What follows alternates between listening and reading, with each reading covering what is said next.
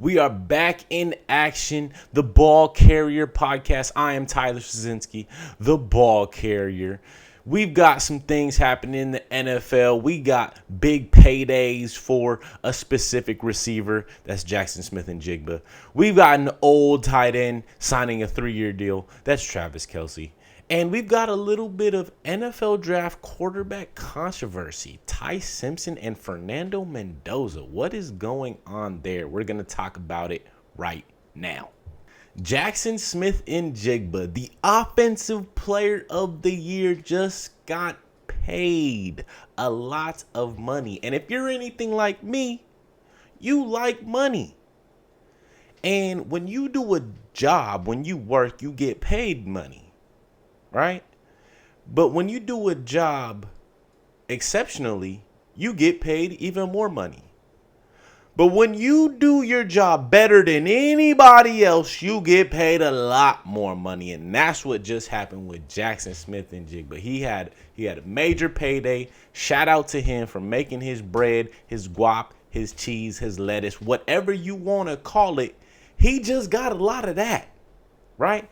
So he got a lot of security too. He just signed a 4-year deal worth $168 million. Highest paid receiver in NFL history. That is very well deserved right there. He's only been in the league for 3 years, and he immediately vaulted up to the top. And if you are a fan of Jaxon Smith Njigba and his journey to the NFL from college, you're not gonna be surprised by this. Like, I have some memories of JSN in college at Ohio State, just doing people absolutely dirty. I'm a Pac-12 fan. I like teams from the Pac-12, which no longer exists. Heartbreak. So the most vivid memory I have of JSN is when Ohio State was playing Utah in the Rose Bowl in 2022. And Utah was up in the first quarter 14-0. In the second quarter, actually, they were up 14-0. I'm thinking, okay, Utah's about to run this real quick. And then out of nowhere, I think it was really in the second half. That's when they really started to target JSN a lot. They had Marvin Harrison Jr. on the team as well, but they really started to target JSN, and he ended up having a remarkable day. He broke, I don't know if it was the Rose Bowl record or just the overall bowl record for reception yards in a game. He had 347 receiving yards in a game, 3 touchdowns, absolutely dominated the game. And if you didn't know who JSN in college was at that moment, that's when you begin to know who he was. And that's when you knew he was going to be a first-round pick. Even when Garrett Wilson and Chris Olave were on the team the year before, they had told you, they said it, that he was the best receiver out of the 3 of them. I think Chris Olave was like the number 1, Garrett Wilson was the number 2 receiver on the team, and JSN was the number 3. JSN was the number 3 receiver on the team, and they told you JSN was the best one of those 3. And he showed it and he proved it. And now he's 3 years into his career in the NFL. When he got drafted to the Seahawks, they had other good receivers on the team. They had DK. Everybody loved DK. Big, strong, reliable receiver. Tyler Lockett, quick, fast, another reliable receiver. They got rid of both of those guys to make JSN the number 1. And this is why right here. I was not even surprised when they traded away DK and they say, you know what, we're going to focus on JSN. And when they brought in Sam Darnold, the one thing that you knew is if you gave Sam Darnold one dominant receiver, he could ball out. And he did just that. So shout out to JSN for doing his thing this past year. And that's how quickly it can happen. Within 3 years, he's still on his rookie deal. But he just signed a 4-year, extension worth $168 million. So that's just incredible. So they got him locked down I'm sure they wanted to do this as soon as possible. But when you make moves like this, then you have to let some players go. And that's why Kenneth Walker wasn't able to stay on the team. Although running backs are pretty cheap to keep on a team, even if you're giving them a big deal for running back standards, they're pretty cheap. However, Kenneth Walker, Super Bowl MVP, I think that award's a little bit overrated. But you could probably find somebody in the draft with similar production or in free agency with similar production to Kenneth Walker. So they had to let him go. Kind of sucks. Would have been cool to have him stay on the team. I know they really missed Tyreek Woolen. They would have loved to keep him on the team, but I know they got another corner on the team. I can't think of his name right now, but they're going to want to keep him around. So that's probably where their mind is on that. And that's what happens in the NFL is like you draft good players and you want to keep them, but when it comes time to sign them and give them big paydays, you got to make tough decisions like this. So, but that's a credit to their team for drafting well and developing players. So good on them. They're just going to go back into the draft, hopefully restock and retool and get some good players. And then I know they want to be right back in the driver's seat next year, although the Rams look like they're going to be the best team, in my opinion, in the league next year, and definitely that conference. So we'll see. But shout out to Jaxon Smith Njigba. Shout out to the Seahawks. They're really doing their thing over there. And then Travis Kelce, man, this one's interesting. Travis Kelce just signed a 3-year deal. Initially, we heard that he had signed a 1-year deal maybe a month ago, something like that. But now he inked a 3-year deal. And everything that I've been hearing so far is that this is because of the cap space situation. They want to push the money because this is a 3-year, $57.7 million contract. They want to push the money to later years throughout the contract. That way the money doesn't hit the cap space this year, which makes sense. But what also makes sense to me is that this means that Travis Kelce is going to be playing at least this year and next year. I don't know if everybody else thinks that in league or in the media, but it makes sense to me that he would want to play at least 2 of these years because it doesn't make sense for him to come back this year when they just brought in Justin Fields. And in my opinion, they're going to want to play Justin Fields in the beginning of the NFL season. Who knows? I'm hearing things that Patrick Mahomes might be back healthy from his ACL. And I think it was MCL too, or LCL, one of those. That he might be ready to go by training camp. I do not believe that. I don't believe that at all. Traditionally, ACLs take at least like a year to recover from.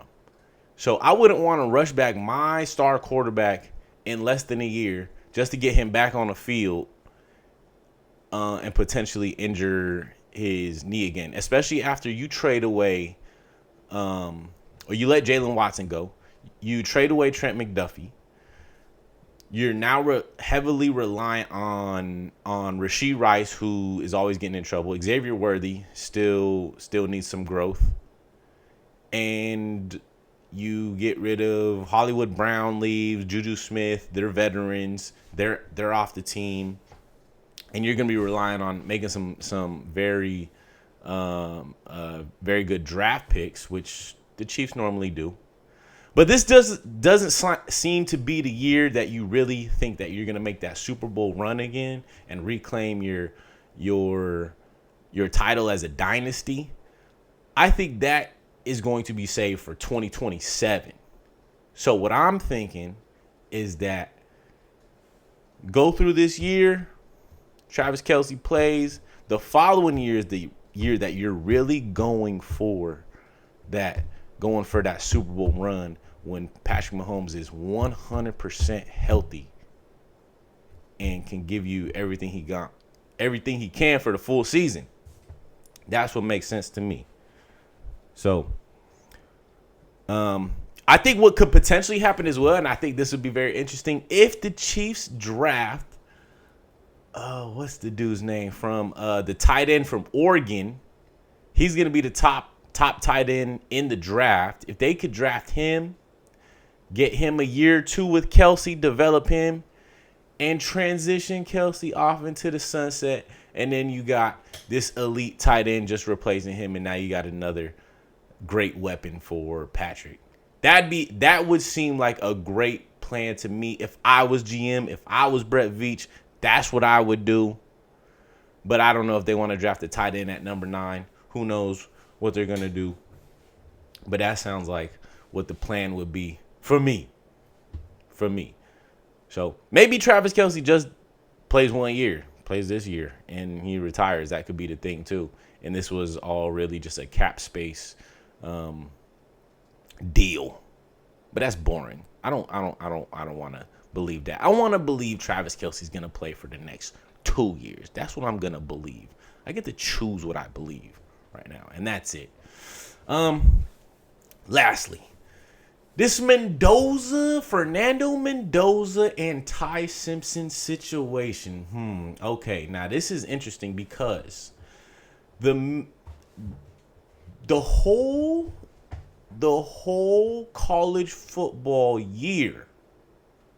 Well, I wouldn't say the whole year, but the second half of the year, it almost was certain that Fernando Mendoza was going to be the number 1 pick in the draft. The only person that was seemingly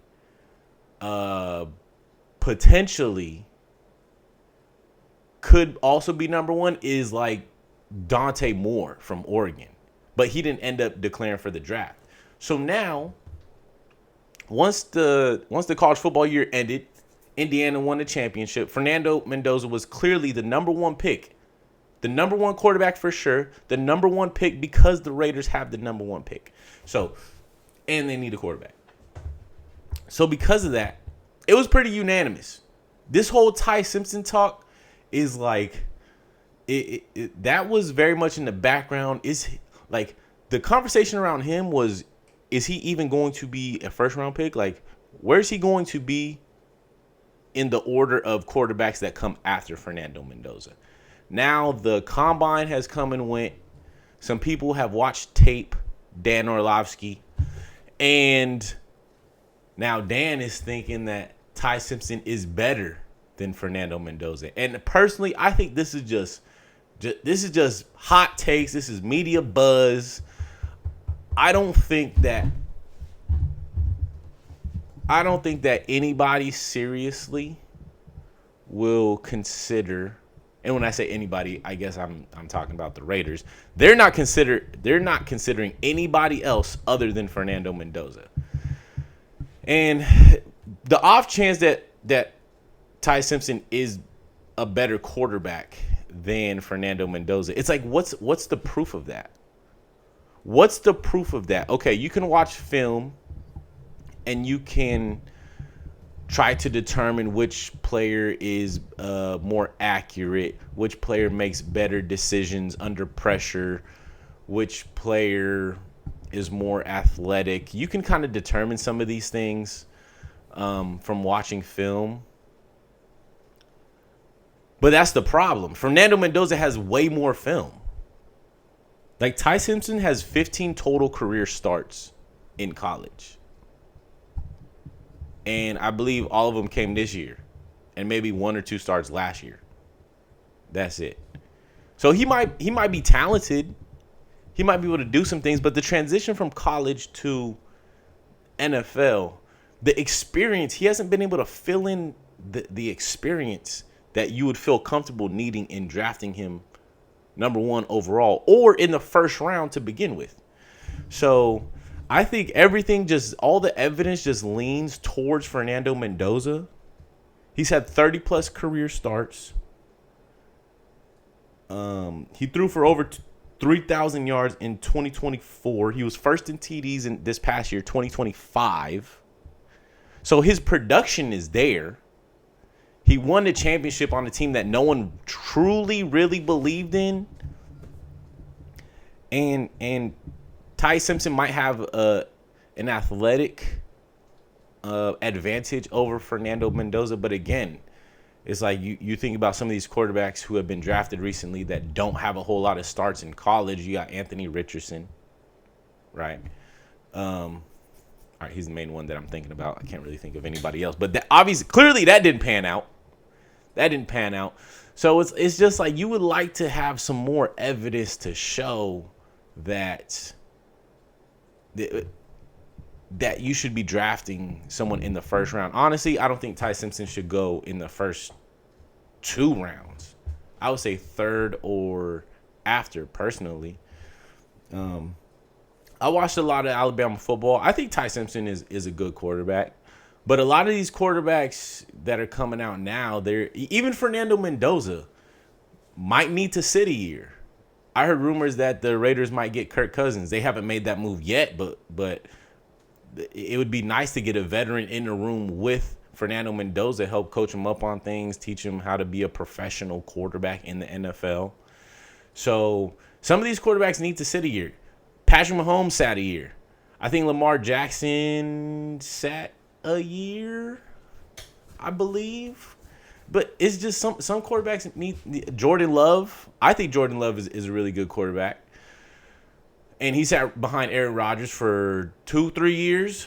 A lot of these quarterbacks just need to sit for a little while, learn the game, and then be thrown into the fire. But a lot of these teams are so quarterback needy, and they want to do something to invigorate their fan base, so they draft a quarterback in the first round and just start him right away. I think the Giants got lucky this year with Jackson Dart. Now, he didn't start the first few games, but a few games of Russ, and it was clear. It's like, all right, Russ, you got to get up out of here. Then Jackson Dart comes in, and he's playing hard. He's putting his head down, taking some hits, not advised. But he's being productive. He won a couple games. Like he's got some energy. He's got some life in him, and he's got some promise that lets you feel like, okay, we got something to build towards in the future if he can stay healthy. So, yeah, I don't think most of these quarterbacks should just be coming to straight out of college and be thrown on the field right away. So, Fernando Mendoza or Ty Simpson, either one, they are going to need to sit for a little bit. So. But clearly, Fernando Mendoza, to me, is the number one quarterback in this draft. I don't even think it's close. So I think all this Ty Simpson stuff, I hope he does well. Hope he gets drafted to a decent team. And that's the other thing. Some of these quarterbacks that come out, they just go to shitty teams. Like Fernando Mendoza, he's about to go to the Raiders. That's not typically a good organization to go to. Ty Simpson comes out. Where's he going to go? The Jets? You feel confident in Ty Simpson going to the Jets and producing right away? I don't think so. So it's better if some of these quarterbacks just get drafted to a better team that already has a quarterback, sit for a couple years, and then play, ideally. And then they could develop properly under a good coach, a good organization, and that will translate to better results for that quarterback. So honestly, that's what should happen. Yeah, so, but it'll be interesting. NFL draft will be fun. After the first pick, Fernando Mendoza is going first. I already know that. And then whoever else gets drafted after that, it'll be interesting to see if a team trades up in the first round to get Ty Simpson or another quarterback. But quarterback talk is fun, so I think that's why it's going around in the media right now. Mendoza or Ty Simpson. But I think the choice is clear. It's really not even a choice, to be honest. But those are my thoughts on those situations. What you think about JSN getting paid? Do you think Travis Kelce is going to play 1 or more years? And what do you think about Ty Simpson and Fernando Mendoza? Who do you think is a better quarterback? Who do you think deserves to be drafted first between those two? Let me know your thoughts in the comments. Like, subscribe, send it to your friends, all that good stuff. Deuces.